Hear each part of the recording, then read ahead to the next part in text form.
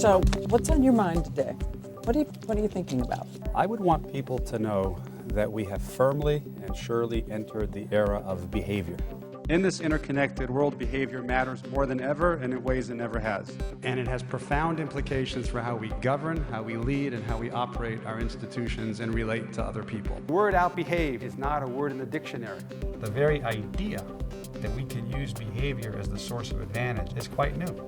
My colleagues and I get out of bed every day to make that word not only become part of the dictionary, but to make it part of the dictionary because it has come to commonly describe the new habits of mind, the new habits of behavior. We are thrust together technologically and through communications technology faster than we have developed human frameworks to get along, to collaborate and understand each other. We have become so connected that we're frankly, ethically, if not morally, interdependent.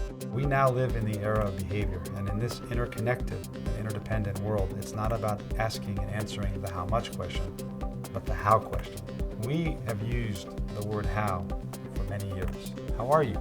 How you been? How's your day?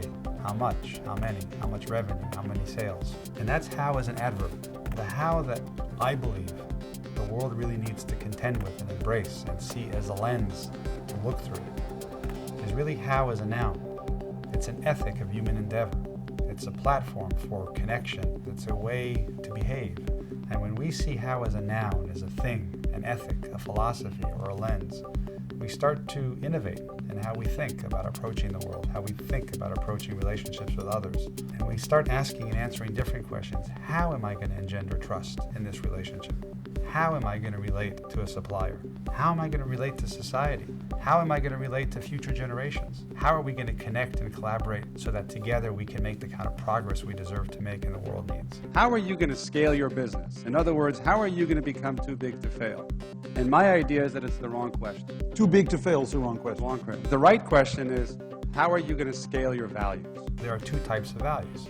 There are situational values that govern my behavior in the situation. So here's a set of rules for this situation and a different set of rules for that situation, and carrots and sticks are used to guide us to do that which we can and can't do in those situations. These are the values that shape the behaviors that in many ways got us these repetitive crises. In contrast to situational values are sustainable values. Sustainable values are the values that literally sustain human relationships. They inspire us to behave in ways that are sustainable. Sustainable values are the human values, the values that really allow for deep, lasting, enduring relationships.